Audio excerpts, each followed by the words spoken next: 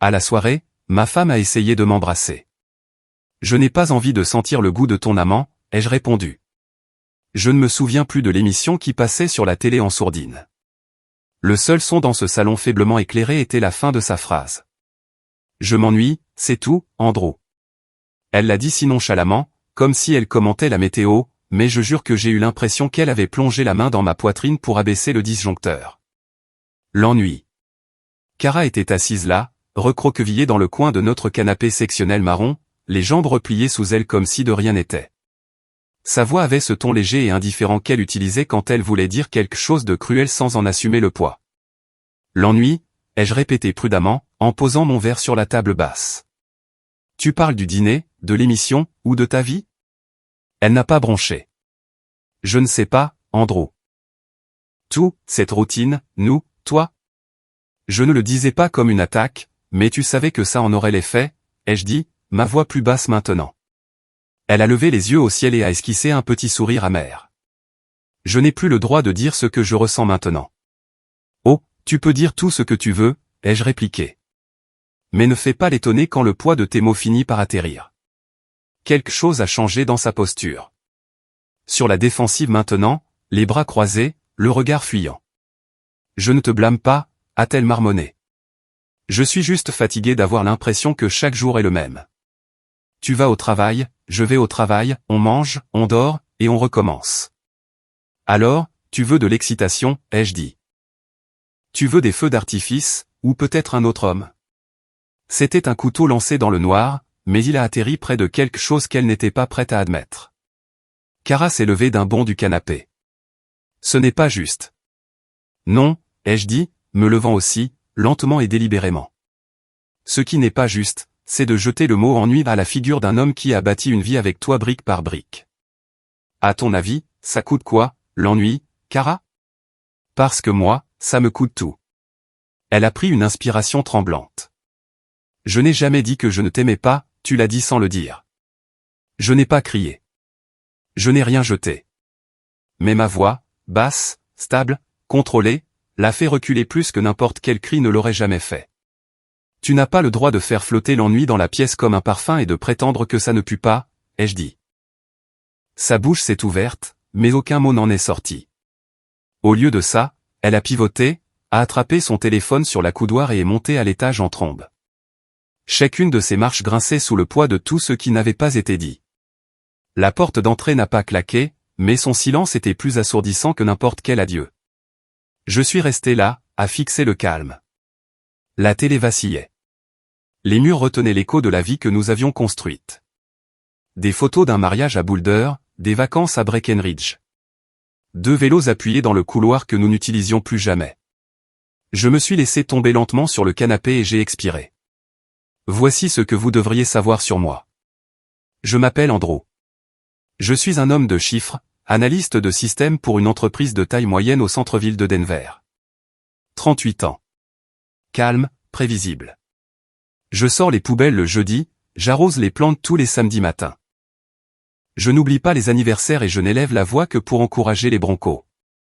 Et jusqu'à ce soir, je croyais sincèrement que c'était suffisant. Nous vivons dans un duplex en briques juste à l'ouest de Sloan Lake. Un de ces quartiers où les pelouses sont impeccables, les disputes silencieuses, et où tout a l'air parfait de l'extérieur. Comme une carte postale qu'on enverrait à des gens qu'on n'a aucune intention de visiter. Mais ce soir, quelque chose s'est fissuré. Je l'ai vu dans ses yeux avant qu'elle ne parte. Une lueur de culpabilité peut-être, ou de peur. Mais c'était trop tard. Et alors que j'étais assis seul dans cette pièce silencieuse, j'ai réalisé quelque chose de glaçant. Ce n'était pas le début de notre dispute. C'était le début de la fin, et j'en avais fini de jouer à l'idiot. La lumière du soleil qui inondait la cuisine le lendemain matin semblait presque sarcastique, trop chaude, trop propre, comme si elle n'avait pas été témoin de ce qui s'était dit la veille. J'étais assis au bar du petit déjeuner, faisant défiler les actualités sur mon téléphone, essayant d'agir comme si je n'avais presque pas dormi. La cafetière bourdonnait derrière moi, et l'odeur de brioche à la cannelle grillée flottait dans l'air. Kara se déplaçait dans la cuisine comme dans une scène de publicité, pull doux, queue de cheval soigné, sourire collé au visage. Bonjour, a-t-elle gazouillé comme si rien ne s'était passé, comme si elle n'avait pas fissuré notre vie 12 heures plus tôt avec un seul mot imprudent. Elle a fait glisser une tasse de café vers moi et m'a embrassé le sommet de la tête, comme si l'odeur de la trahison ne persistait pas encore dans ses cheveux. J'ai pensé faire quelque chose de sucré aujourd'hui, a-t-elle dit. Tu as travaillé si dur. Le travail acharné, voilà à quoi elle se raccrochait. Un terrain sûr. J'ai levé lentement les yeux, lui ai fait un signe de tête silencieux. Merci. Je ne lui ai pas demandé si elle avait bien dormi. Je ne lui ai pas dit que j'étais resté allongé dans le noir, à compter les secondes entre les craquements du plancher à l'étage. Que je l'avais entendu faire les 100 pas après minuit. Entendu son téléphone vibrer au moins 2 fois. Elle s'est assise en face de moi, mordant dans une brioche à la cannelle comme si c'était juste un mardi comme les autres. Tu en veux une, a-t-elle offert, la voix légère. J'ai souri faiblement. Peut-être plus tard. Elle s'est penchée en avant, les coudes sur le comptoir, m'observant comme si elle évaluait les dégâts. Ses yeux se sont posés sur mon téléphone. Tu es bien silencieux, a-t-elle dit. Je rattrape juste les gros titres. Quelque chose d'intéressant? J'ai haussé les épaules. Surtout du bruit. Nous savions tous les deux que le vrai bruit avait eu lieu dans cette cuisine la nuit dernière. Mais elle n'était pas prête à y revenir.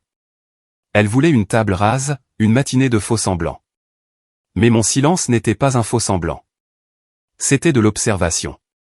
Car au moment où Cara s'est détournée pour vérifier le four, j'ai repris mon téléphone et j'ai ouvert son profil Instagram. Je ne sais même pas ce que je cherchais. Peut-être rien. Peut-être tout. Ses publications récentes étaient assez anodines. Une photo de latte par-ci. Un coucher de soleil sur un toit par-là. Mais ce sont les commentaires qui ont attiré mon attention. Un nom que je ne reconnaissais pas apparaissant un peu trop souvent. Bryce-Bael. Toujours aussi radieuse. Tu mérites plus de week-ends comme celui-ci. Subtil, juste assez pour passer sous le radar. Mais quand j'ai cliqué sur son profil, les pièces du puzzle ont commencé à s'assembler. Compte privé. Photo de profil d'un gars avec des lunettes de soleil et une casquette à l'envers, posant près de Red Rock. Amis en commun? Aucun. Je n'ai pas dit un mot. Pas encore. J'ai verrouillé l'écran et posé le téléphone juste au moment où Cara se retournait. Je pensais, a-t-elle dit, qu'on pourrait peut-être dîner dans ce restaurant de sushi ce week-end. Le nouveau près de la 17e. J'ai hoché la tête lentement. Bien sûr.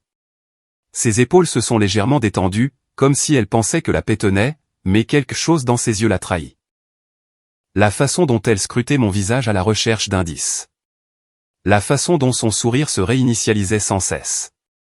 Elle ne savait pas que j'avais déjà commencé à chercher les fissures. Et la vérité, c'est que je n'étais pas en colère. Pas de la manière à laquelle elle s'attendait. J'étais simplement éveillé. Pour la première fois depuis longtemps, je ne balayais pas les choses d'un revers de main. Je ne comblais pas le silence avec des excuses. Je le laissais s'installer, je le laissais parler. Cara a tendu la main sur le comptoir, posant la sienne sur la mienne. Je t'apprécie vraiment, Andrew. J'ai soutenu son regard. Je sais. C'est tout ce que je lui ai donné. Le jeu était déjà en train de changer. Elle ne savait simplement pas quelle pièce j'avais commencé à déplacer. Et quelque part au fond d'elle, je pense qu'elle le sentait. Liam choisissait toujours la même banquette, dans le coin du fond du pub Harland, près de la fenêtre givrée au store de travers. Il disait que c'était plus calme, mieux pour réfléchir. Nous ne nous étions pas vus depuis des mois et il avait insisté pour que nous y remédions immédiatement. J'avais besoin de distraction. Ou peut-être qu'au fond, j'avais besoin d'une confirmation. Il était déjà assis quand je suis arrivé, sirotant quelque chose de sombre et mousseux. L'homme du jour, a-t-il souri en se levant pour une rapide accolade. Toujours à jouer le rôle de l'analyste surmené et sous-alimenté. Toujours à prétendre que ça me rend intéressant, ai-je dit, réussissant un demi-sourire. Nous avons commandé rapidement des burgers, des serviettes supplémentaires, sans chichi. J'ai toujours aimé Liam. Il avait ce rare mélange d'honnêteté brutale et de retenue loyale. Le genre de type qui savait quand poser des questions et quand vous laisser avec votre silence. Mais aujourd'hui, il m'observait d'un peu trop près. Tu as l'air plus mince, a-t-il noté en tapotant son verre. Tu fais du sport ou tu oublies encore de manger? Un peu des deux, ai-je répondu. Kara expérimente les légumes frits à l'air. Il a reniflé. Ah, le fameux régime du silence conjugal. J'ai levé les yeux brusquement. Quoi? Il a haussé les épaules d'un air assez innocent. Tu sais, le coup de mou des couples mariés depuis longtemps. Vous ne vous parlez pas. Elle ne cuisine pas. Vous vous remettez tous les deux en forme. Ça fait des merveilles pour certains. J'ai essayé de rire. Le son est sorti creux. Les burgers sont arrivés. L'odeur a apporté un bref réconfort. Graisse, oignons, quelque chose de familier dans un monde qui partait rapidement en vrille. Alors, comment va Kara? A-t-il demandé nonchalamment en piochant une frite. Toujours dans le secteur associatif? Oui, ai-je dit prudemment. Occupé. Il a hoché la tête, a mâché, puis a semblé sur le point de dire quelque chose, mais s'est arrêté. J'ai penché la tête. Quoi? Liam a hésité. Ce qu'il ne faisait pas souvent. Puis, se penchant légèrement, il a dit, « Tu as déjà rencontré ce type avec qui elle traînait lors de ces galas ?» Bryce quelque chose. Le nom a résonné comme un diapason dans ma poitrine. Non, ai-je dit. Pourquoi? Il s'est adossé, faisant tourner paresseusement sa boisson. Rien de spécial. C'est juste que j'ai croisé quelqu'un qui travaillait dans le circuit des traiteurs. Ils ont mentionné que Kara aurait pu être mêlée à quelque chose de compliqué il y a un moment, mais que c'était fini. Une rupture nette, apparemment. J'ai continué à mâcher, lentement, mesuré, prétendant que la bouchée ne s'était pas soudainement transformée en cendre dans ma bouche. Compliqué? Ai-je demandé, comme si je parlais de la femme de quelqu'un d'autre. C'était peut-être des ragots, a-t-il dit rapidement. Tu sais comment les gens aiment transformer la proximité en drame. J'ai acquiescé d'un signe de tête tendue. C'est vrai. Mais le mot est resté. Compliqué. Le genre de mot qu'on utilise quand on ne veut pas dire liaison. Liam est passé à autre chose. A parlé d'un voyage au Montana, d'un rendez-vous gênant, d'une nouvelle promotion au travail. J'ai souri, hoché la tête, posé les bonnes questions. Mais à l'intérieur, mon esprit avait déjà quitté la table. Au moment où nous avons fini de déjeuner, je ne me souvenais même plus du goût de ma nourriture. Dehors, le vent de Denver s'est levé. Des feuilles sèches grattaient le trottoir comme quelque chose d'agité, demi à nu. Au moment de nous séparer, Liam m'a tapé sur l'épaule. Et, je suis sûr que ce n'est rien, entre toi et Kara. Vous avez toujours semblé solide. Ouais, ai-je dit doucement. On l'était. Il m'a alors jeté un regard. Un de ces brefs regards complices que les hommes n'échangent que lorsque quelque chose de non dit devient très bruyant. J'ai conduit jusqu'à la maison en silence, les mains crispées sur le volant. Pas de musique, juste le ronronnement du moteur et le son de mon propre pouls dans mes oreilles. À un feu rouge, j'ai rouvert le profil de Kara, j'ai fait défiler plus lentement cette fois, étudier les identifications, les lieux, et c'était là, une photo datant de 2 mois. Elle, lors d'un vernissage, riant au milieu d'une gorgée, une flûte de champagne à la main, identifiée à côté de @Bryce-Bael. La légende disait, certaines soirées vous rappellent ce que vous méritez. Sans j'aime, principalement des femmes. Quelques émojis cœur. Un commentaire de Bryce. C'est là que je l'ai senti. Pas de la rage, de la clarté. Elle n'avait pas seulement ouvert la porte au soupçon. Elle l'avait laissée grande ouverte, battant au vent. Et maintenant, j'étais en train de la franchir. Le doux bourdonnement de mon bureau à la maison avait l'habitude de m'apaiser. C'était mon espace, où je faisais des analyses, triais des dossiers, lisais en paix, me vidais la tête. Mais maintenant, l'air y était différent. Pas hostile, juste alerte. Je me suis assis dans mon fauteuil habituel, le même à dossier en cuir que j'avais depuis l'université. Kara plaisantait toujours en disant qu'il grinçait comme un vieil homme. Avant, je riais avec elle. Ce soir, il ne faisait du bruit que pour moi. J'ai sorti mon téléphone et ouvert l'application de sauvegarde. Une que j'avais installée discrètement 2 nuits auparavant, sur laquelle j'étais tombé lors d'une spirale nocturne. Elle pouvait récupérer les messages supprimés si elle était correctement configurée. Et Kara, elle n'était pas aussi méticuleuse avec son ménage numérique qu'elle aimait le croire. J'ai cliqué sur le fil de discussion intitulé « Bryce ». L'écran s'est illuminé d'une série de messages. Récemment supprimés, mais maintenant préservés. Ces mots. Ses mots à lui. Et à chaque balayage, mes mains devenaient plus froides. Je ne cesse de rejouer le week-end dernier dans ma tête. J'aimerais que tu n'aies pas à rentrer chez lui. Quand tu as embrassé mon épaule avant de partir, mon Dieu, j'ai failli te dire de ne pas y aller. Et puis les siens, je sais, c'est plus difficile à chaque fois, mais ce n'est pas encore le bon moment. Il est distrait ces derniers temps. Je pense qu'il se doute de quelque chose. Le dernier m'a frappé le plus fort parce qu'elle avait raison. Je m'étais douté. Et maintenant, je savais. Je n'ai pas pleuré. Je n'ai pas frappé le bureau. Il n'y avait pas de cri contenu en moi. Juste un étrange silence creux, comme lorsqu'on marche dans une maison incendiée et qu'on réalise à quel point on en avait mémorisé chaque recoin avant le feu. Je me suis adossé et j'ai fixé le plafond. Bryce, l'homme des commentaires, de la photo du vernissage, celui des émojis cœur. Ma femme l'avait appelé rayon de soleil. J'ai fait défiler plus loin. Certaines images étaient maintenant pixelisées, irrécupérables, mais je n'avais pas besoin de les voir. Les mots en avaient déjà peint assez. Ce qui m'a le plus surpris, c'est l'émotion qui s'est installée ensuite. Pas la jalousie, pas la haine, mais le soulagement. Pas le genre qui vous fait sourire, mais le genre qui vous redresse la colonne vertébrale. Parce que la clarté, même quand elle pique, est plus nette que le doute. Je me suis levé, j'ai longé la bibliothèque, touché le bord de la photo de mariage que Cara avait insisté pour garder encadrée dans du bois. Elle en blanc, moi en bleu marine, ce vaste ciel du Colorado derrière nous. Je l'ai retourné, face contre le mur, non par dépit, mais parce que j'avais besoin d'espace pour penser. J'avais besoin de voir ce qui était réel maintenant, pas ce qui avait été. La liaison n'était plus hypothétique. Elle avait un nom, une voix, un horodatage. Et moi, j'avais du temps. Le temps de planifier, le temps de décider comment cela se terminerait, selon mes termes. Car s'il y avait une chose que je savais avec certitude maintenant, c'est que ce mariage ne serait pas enterré dans le secret.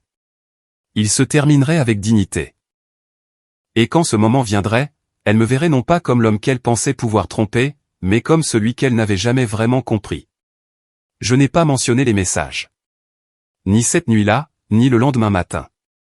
J'ai juste arrêté. Arrêté de lui répondre quand elle m'appelait du canapé pour me demander si je voulais regarder quelque chose. Arrêté de m'attarder dans la cuisine après le dîner, là où nous partagions autrefois la dernière bouchée de dessert. Arrêté de chercher sa main sous les draps. Jeudi, je me suis installé dans la chambre d'amis.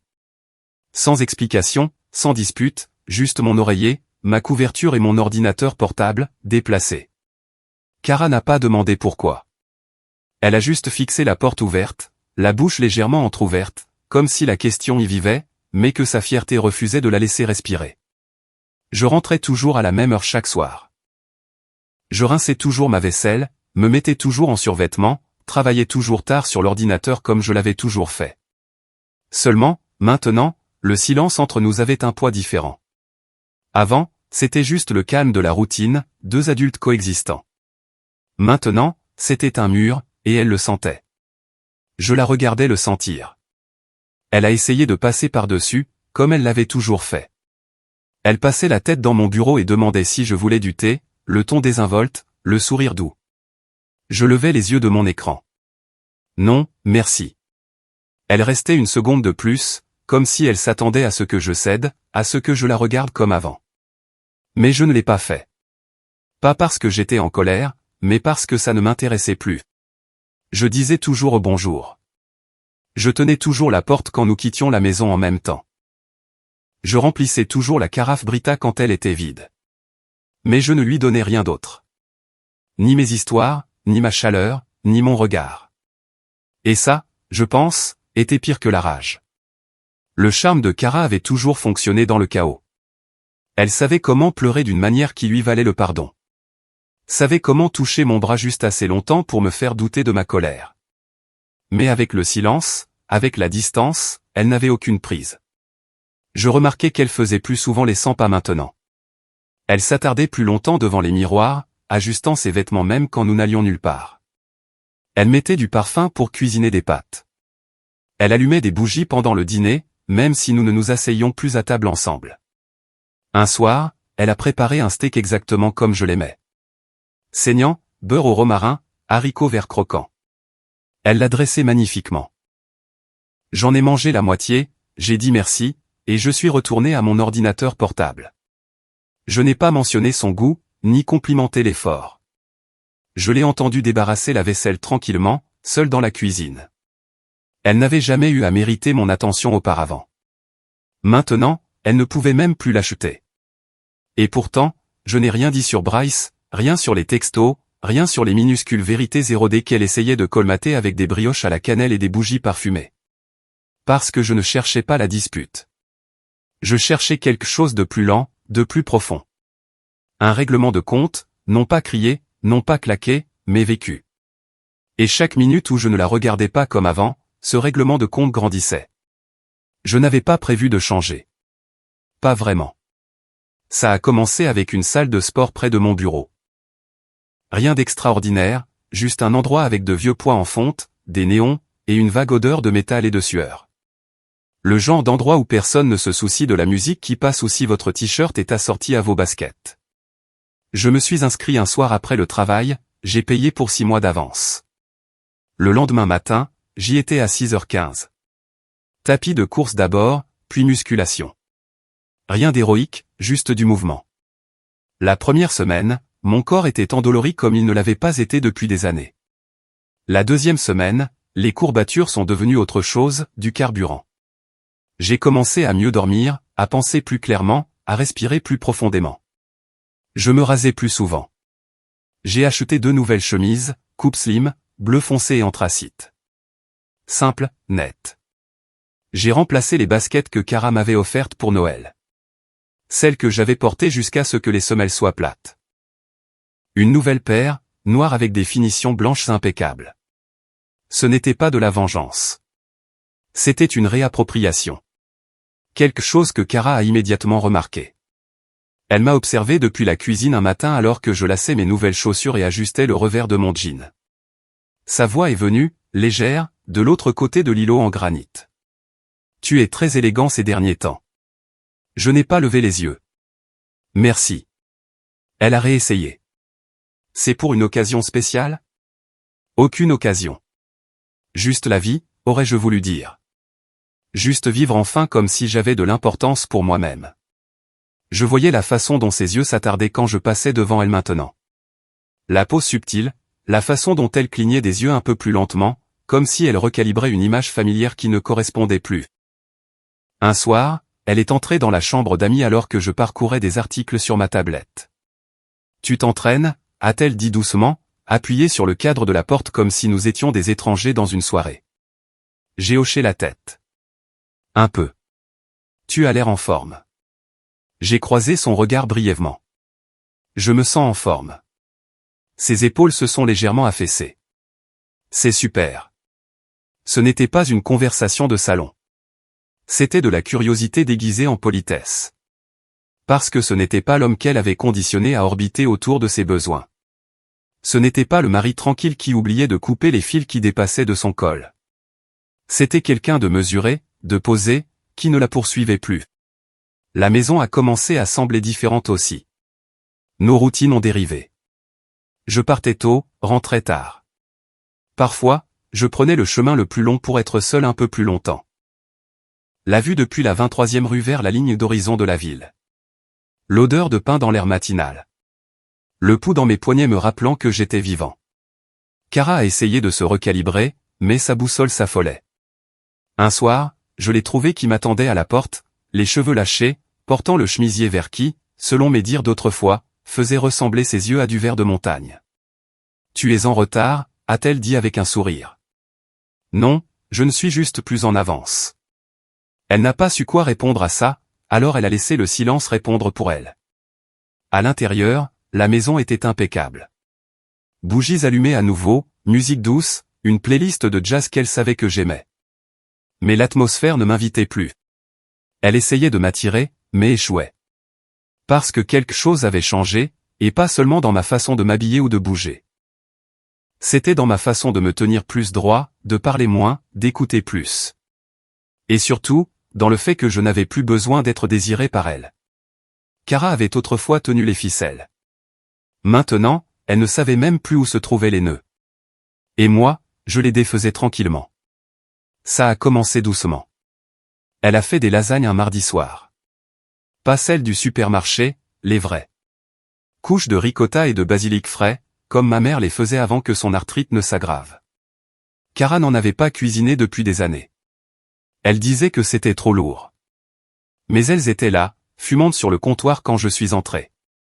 Elle s'est retournée depuis la cuisinière, tablier noué, mascara juste assez subtil pour dire « j'ai essayé », sans que ce soit une performance. Je me suis dit qu'on pourrait manger ensemble ce soir, a-t-elle dit. Je me suis arrêté sur le seuil. La pièce sentait l'ail et l'effort. Une musique douce jouait en fond. Son parfum aussi, le floral que je complimentais à l'époque où les compliments comptaient encore. J'ai acquiescé silencieusement. D'accord. Nous avons mangé en silence, le bruit des fourchettes sur la céramique, elle m'observant entre deux gorgées de vin. Je lui ai dit que c'était bon, parce que ça l'était. Mais je n'ai pas demandé comment s'était passée sa journée. Je ne me suis pas attardé après. J'ai juste rincé mon assiette et suis retourné dans la chambre d'amis, comme toujours. Elle est restée à table un peu plus longtemps que d'habitude. Ce week-end-là, elle a passé à la vitesse supérieure. Je suis rentré de la salle de sport et j'ai trouvé les stores de la chambre grands ouverts, la lumière du soleil se déversant sur le lit, des draps propres, des bougies allumées. Notre vieil album photo ouvert sur la commode. Cara était assise au bord du lit, portant une robe que je n'avais pas vue depuis des années. La bordeaux profond, celle de notre 3e anniversaire de mariage, quand elle m'avait surpris avec une chambre d'hôtel en ville et que nous avions dansé pieds nus en chaussettes.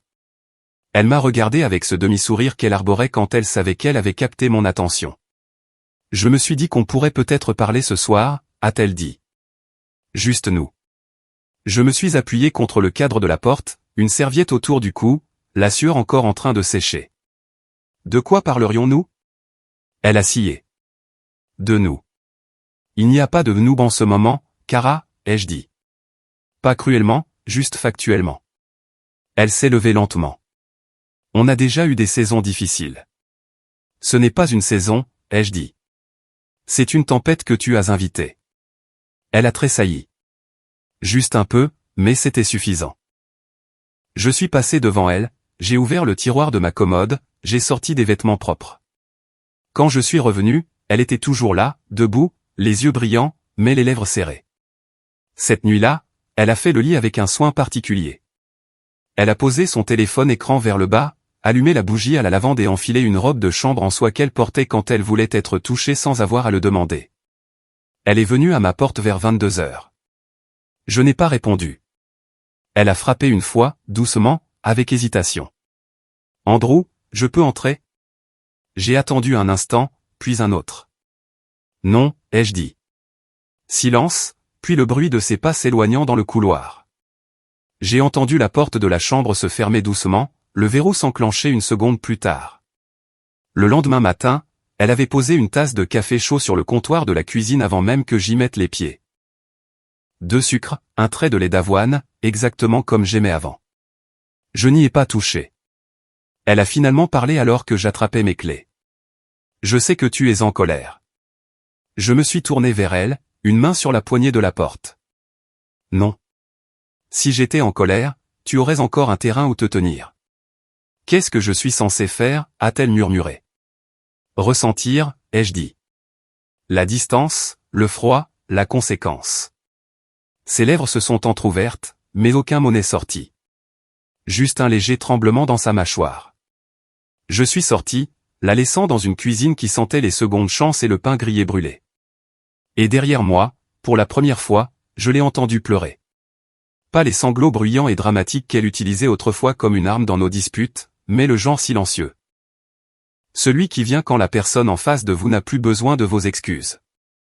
L'invitation venait de Marc et Elena, de vieux amis de l'époque où Denver ressemblait encore à un nouveau chapitre. C'était l'une de ces soirées bien rodées. Cuisine ouverte, playlist de jazz, cocktails artisanaux, trop de gens souriant comme s'ils n'étaient pas fatigués. Cara voulait y aller.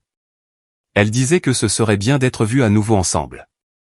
J'ai accepté parce que je n'avais plus rien à cacher. Elle s'est habillée comme si elle voulait qu'on se souvienne d'elle. Robe en soie noire, créole doré, rouge à lèvres rouge qu'elle n'avait pas porté depuis notre fête de fiançailles. dès que nous sommes entrés, j'ai vu la façon dont les gens nous regardaient. Non pas comme un couple, mais comme une question. Nous nous sommes déplacés séparément. J'ai discuté avec un ancien collègue, ri à l'histoire de quelqu'un qui avait manqué un vol pour Tao. Le rire venait facilement. Ces derniers temps, tout venait facilement. Kara est restée proche au début. Je pouvais la sentir m'observer, essayant de calculer à quel point elle m'avait perdu à la façon dont les femmes jetaient des regards dans ma direction. À un moment, je suis sorti pour prendre l'air, ou peut-être juste pour être seul. Et quand je suis revenu, elle était près du bar, les yeux passant nerveusement de moi à la femme avec qui je parlais plus tôt. Tessa, une photographe indépendante, intelligente, chaleureuse, inoffensive. Sauf pour Kara, qui avait bâti son mariage sur l'idée que j'étais calme, obéissant, sûr. Mais ce soir, je n'étais rien de tout ça. J'étais souriant, détendu, présent d'une manière que je n'avais pas été depuis des années. Et ça la déstabilisait. Plus tard, j'étais en pleine conversation près de l'îlot de la cuisine quand Kara s'est approchée de moi. Elle n'a pas dit un mot, a juste touché doucement mon coude, s'est penchée près de moi et m'a embrassé. Pas une bise, pas de l'affection. C'était une performance. Un baiser long, délibéré, haletant, conçu pour une seule chose, la démonstration. Je ne lui ai pas rendu son baiser. J'ai laissé faire. Puis je me suis reculé, lentement, chirurgicalement, et je me suis tourné vers elle avec une voix calme qui a coupé plus profondément qu'un cri n'aurait jamais pu le faire. Je n'ai pas envie de sentir le goût de ton amant. Les mots n'étaient pas forts, mais ils n'en avaient pas besoin. Toutes les conversations autour de nous se sont arrêtées. Même la musique a semblé baisser le volume d'elle-même. Quelqu'un a toussé. Un verre a cliqueté doucement contre le comptoir. Kara s'est figée. Sa main a glissé de mon bras comme si elle avait été brûlée. Sa bouche s'est légèrement ouverte, puis s'est refermée. Ses joues sont devenues rouges. Non pas de gêne, mais d'exposition. Pour la première fois, elle a réalisé que les murs ne se refermaient pas seulement sur elle. Ils étaient en verre. Et tout le monde pouvait voir à travers maintenant. Un temps a passé, puis un autre. Je suis passé devant elle sans un mot de plus, laissant la foule à son malaise silencieux. J'ai trouvé une chaise près de la fenêtre et me suis assis avec mon verre, regardant le jardin où la neige avait commencé à tomber. Faible, douce, absolue. De l'autre côté de la pièce, les gens chuchotaient derrière des verres de vin à moitié vides. Les regards revenaient vers elle. Kara est restée plantée près de l'îlot, la respiration courte, les mains enroulées autour d'elle comme une armure. Elle ne m'a pas suivi, n'a pas parlé, et juste restée là, entourée de la vie qu'elle avait soigneusement arrangée. Tout cela était maintenant fissuré et vacillant comme la flamme d'une bougie dans un courant d'air. Et pour la première fois de tout notre mariage, je n'ai pas eu pitié d'elle, pas même un peu. La soirée s'est terminée dans l'allée dans un flou d'adieux gênés et d'accolades peu enthousiastes. Les invités sont sortis en petits groupes silencieux, les yeux évitant soigneusement les miens ou les siens. Personne n'a posé de questions. Il n'en avait pas besoin. Kara se tenait près de la voiture, les bras enroulés autour d'elle, les talons avec lesquels elle avait autrefois paradé maintenant instables sur le pavé. Son mascara avait juste assez coulé pour trahir ses efforts pour ne pas pleurer devant le dernier miroir des toilettes. Elle est restée silencieuse jusqu'à ce que nous soyons seuls sous la lumière du porche. Puis la digue a cédé. C'était cruel, a-t-elle sifflé. Tu m'as humilié. Je n'ai pas scié. Tu m'as embrassé dans une pièce pleine de gens après des mois de silence. Qu'est-ce que tu attendais exactement que je fasse? Que je joue un rôle pour toi. C'était juste un instant, a-t-elle dit, la voix montant. Tu n'étais pas obligé de dire ça. Je l'ai regardé, vraiment regardé, pas comme avant, avec chaleur ou patience, mais comme un homme qui voit enfin quelque chose pour ce que c'est. Je t'ai offert des semaines de silence, ai-je dit. Tu n'as pas demandé pourquoi. Parce que je savais que quelque chose n'allait pas, a-t-elle rétorqué. Je ne voulais pas empirer les choses. J'ai fait un pas vers elle. Tu étais déjà en train de les empirer. Chaque soir où tu supprimais des textos. Chaque fois que tu passais devant moi en pensant que je ne pouvais pas sentir la culpabilité qui émanait de toi. Elle a cligné des yeux, abasourdie. Les mots ont eu l'effet d'une douche froide. Je sais pour Bryce. Voilà. Pas de théâtralité, pas de cris, juste la vérité enfin prononcée à voix haute. Ses lèvres se sont entr'ouvertes, mais rien n'est sorti. J'ai continué. Les textos, les photos, la petite trace numérique que tu pensais avoir si soigneusement effacée. Sa main s'est levée à mi-chemin de sa poitrine, comme pour la protéger. Andrew, ce n'était pas comme ça. Tu lui as dit que c'était plus difficile de partir à chaque fois, ai-je dit. Tu lui as dit que tu attendais le bon moment, que j'étais distrait, que tu pensais que je me doutais de quelque chose. Elle est devenue blême. J'ai lu chaque mot. Pendant une seconde, elle a semblé sur le point de s'effondrer. Mais ensuite est venu l'instinct, celui auquel elle se raccrochait toujours quand elle était acculée. Le déni. Peut-être que j'étais confuse, a-t-elle murmuré. Peut-être que j'avais juste besoin de quelque chose qui me fasse sentir vivante. J'ai failli rire. Pas parce que c'était drôle, mais parce que c'était si typiquement elle. Alors tu aurais dû avoir la décence de partir avant de pourrir notre vie de l'intérieur. Sa voix s'est brisée. Ce n'était pas de l'amour. J'ai hoché la tête. Exactement. Ce qui rend les choses pires. Elle s'est approchée de moi, la panique commençant à l'emporter sur la fierté. S'il te plaît, ne fais pas ça. On peut arranger ça. On a déjà eu des années difficiles. On a survécu à pire. Pire que la trahison, ai-je demandé. Pire que de regarder la personne en qui j'avais le plus confiance essayer de faire comme si de rien n'était. Son visage s'est décomposé. Je suis désolé, Andrew. J'ai fait une erreur. Je pensais que je pouvais gérer ça. Je ne pensais pas que tu le découvrirais. C'est ça qui compte, les jeux coupés. Tu n'as pas arrêté parce que tu as réalisé que c'était mal. Tu as arrêté parce que je l'ai découvert. Elle a tendu la main vers la mienne. Je l'ai retirée. Je t'ai supplié de me parler. Je t'ai donné des semaines pour dire quelque chose, pour montrer quelque chose de réel. Tu m'as donné des bougies et de faux sourires. Tu as servi du steak et tu t'es habillé avec la même robe avec laquelle tu m'as séduit autrefois, en pensant que je ne remarquerais pas le scénario. J'essayais, a-t-elle murmuré. Non, ai-je dit calmement maintenant. Tu manipulais. Elle a pris une inspiration tremblante. Alors, c'est fini. J'ai levé les yeux vers les étoiles. Les seules choses qui semblaient honnêtes cette nuit-là. J'ai déjà appelé un avocat. Kara a cligné des yeux. Sa bouche tremblait. Tu es sérieux? J'ai sorti mon téléphone, les déverrouillé d'un geste. En rentrant de la soirée, j'ai programmé un appel. Lundi, à la 1e heure. Elle s'est remise à pleurer. De façon désordonnée maintenant. Plus de public pour qui garder contenance. Je me suis reculé vers la voiture. Tu recevras les papiers dans quelques jours. Je ne conteste rien, mais je ne négocie rien non plus. Elle m'a suivi d'un pas, Andrew, s'il te plaît. J'ai ouvert la portière du conducteur, me suis tourné vers elle une dernière fois. Ce n'était pas une punition, Kara, ai-je dit doucement. C'était un miroir. Elle est restée là, dans l'allée, son souffle formant de la buée dans le froid, les bras toujours enroulés autour d'elle comme si quelque chose s'était défait. Et elle était la seule à le sentir, seulement maintenant. Je t'aime encore, a-t-elle étouffé.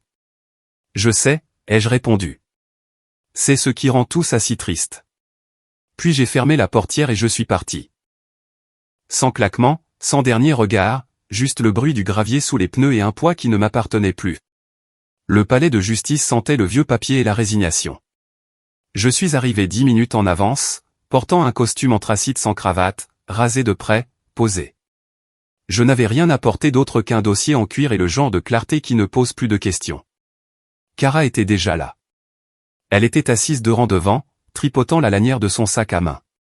Ses cheveux étaient tirés en arrière, comme elle les coiffait quand elle voulait avoir le contrôle. Elle a jeté un regard dans ma direction quand je suis entré, puis a rapidement détourné les yeux. Son avocat était assis à côté d'elle, feuilletant un dossier en manie comme si quelque chose à l'intérieur pouvait encore être sauvé. Ce n'était pas le cas. Mon avocate, Janet, vive, posée, pragmatique, s'est penchée et a murmuré, elle essaie de plaider la détresse émotionnelle. Elle veut négocier une issue plus douce. J'ai hoché la tête une fois. Nous n'allons pas faire ça. La séance a été courte, comme nous l'avions prévu. Le juge a examiné le dossier sans grande cérémonie. Les messages imprimés étaient soigneusement classés dans un onglet de pièces à conviction. Kara n'a pas parlé. Moi non plus. Il n'y avait plus rien à clarifier. Quand le juge a demandé si les deux parties étaient certaines, j'ai dit « oui ». Kara a hésité. Sa voix s'est brisée quand elle a finalement réussi à articuler « oui ». C'était le son d'une porte qui se verrouille de l'extérieur. Pas de drame, pas d'éclat de voix, juste de l'encre et du silence. Les papiers ont glissé sur le bureau. J'ai signé en premier. Kara a signé en second. Et avec ça, 13 ans de mariage sont devenus un dossier classé dans une armoire gouvernementale. Alors que nous nous levions, elle a tenté un dernier pivot. Le couloir à l'extérieur de la salle d'audience était silencieux. Juste le bruit d'une serpillière de concierge quelque part plus loin et le faible bourdonnement des distributeurs automatiques. Kara s'est approchée de moi, les yeux cernés d'une rougeur qui vient des nuits passées à ressasser chaque mot, trop tard. Tu n'étais pas obligé de rendre ça public, a-t-elle murmuré. Ce commentaire à la soirée, ça a tout gâché. Je l'ai regardé calmement. C'est toi qui as tout gâché, Kara. J'ai juste arrêté de te couvrir. Elle a secoué la tête. Tu aurais pu garder ça privé. J'ai été privé quand je t'ai donné des semaines pour dire quelque chose, ai-je dit. Tu as répondu avec des sourires et des robes. Pas avec la vérité. Sa voix a baissé d'un ton. Ils parlent tous de moi maintenant. Je le sens. Les gens m'évitent. J'ai perdu des clients. Des amis. Ce n'est pas moi, ai-je dit. C'est ton reflet qui te rattrape. Elle a fait un autre pas, qu'est-ce qui t'est arrivé? J'ai souri, pas cruellement, juste honnêtement. J'ai commencé à me respecter. Elle a détourné le regard, la mâchoire serrée. Son avocat l'a appelé du bout du couloir. Je l'ai regardé marcher vers lui. Ses talons résonnaient sur le linoléum. Chaque pas un peu moins assuré que le précédent. Et juste comme ça, elle était partie. Pas de scène, pas d'accolade, pas de promesses. Juste de la distance et la paix. Dehors, Denver était enveloppé dans le calme du milieu de matinée. Le ciel était lumineux mais froid, un bleu dur qui semblait honnête. J'ai pris une lente inspiration et, pour la première fois en plus d'une décennie, j'ai expiré sans tension. Personne ne m'attendait. Personne ne me regardait. Il n'y avait plus de rôle à jouer. Juste moi, debout dans le froid. Mais enfin entier. C'est au début de l'automne que j'ai réalisé que j'étais de nouveau heureux. L'air avait cette fraîcheur qui ne vous demande rien d'autre que de la remarquer. Les feuilles étaient dorées et cuivrées, s'enroulant sur les bords, murmurant le changement à chaque rafale de vent. Je me tenais au bord du vignoble, une coupe de champagne à la main, regardant les couples se rassembler près de la treille en arche enveloppée de lumière blanche. Il y avait des rires dans l'air, le genre de rire chaleureux et facile qu'on ne simule pas. À côté de moi, Olivia souriait. Elle n'était ni bruyante, ni dramatique, ni constamment en quête d'attention. Elle était stable, réfléchie, le genre de femme qui écoute avec les yeux. Nous n'étions pas mariés. Pas encore. Mais quand elle touchait mon bras, ce n'était pas de la possession. C'était comme être à la maison. Nous avions été invités à un mariage. Des amis communs. Un second mariage pour le marié. Un premier pour la mariée. L'espoir était partout, même dans les centres de table. Quelqu'un nous a pris en photo alors que nous rions. Je ne l'ai même pas réalisé sur le moment. Juste un de ces instants pris sur le vif où plus rien ne semblait lourd. Plus tard cette semaine-là, la photo a fait son chemin en ligne et Kara l'a vue. Je sais qu'elle l'a vue parce qu'un soir tard, j'ai vérifié par habitude, non par nostalgie, juste par curiosité, et son profil était toujours public. Une publication, une citation mélancolique en noir et blanc sur le regret. Et un j'aime sur la photo du mariage où j'étais identifié. Pas de commentaires, juste cette présence silencieuse et indéniable. Elle n'avait pas été invitée, ni à cet événement, ni à cette version de moi, mais elle regardait toujours. Seule, abandonnée par beaucoup de ceux qui louaient autrefois son éclat. Elle a essayé de remodeler l'histoire pendant un certain temps. Jouer la victime. Blâmer le stress. Blâmer mon retrait émotionnel. Mais la vérité a une façon de s'enraciner, peu importe le nombre de filtres que vous utilisez. Et sur cette photo, celle qu'elle a vue, je ne faisais pas semblant. Je souriais. Pas parce que j'avais gagné. Pas parce que j'avais pris ma revanche. Mais parce que j'avais lâché prise, et elle non. Elle a échangé une vie stable contre un frisson éphémère. Perdu un mari, une maison, et le miroir qui lui montrait autrefois quelque chose de noble. Maintenant, tout ce qu'il restait, c'était le défilement de l'écran, le silence. Voilà ce que la trahison coûte vraiment, à la fin.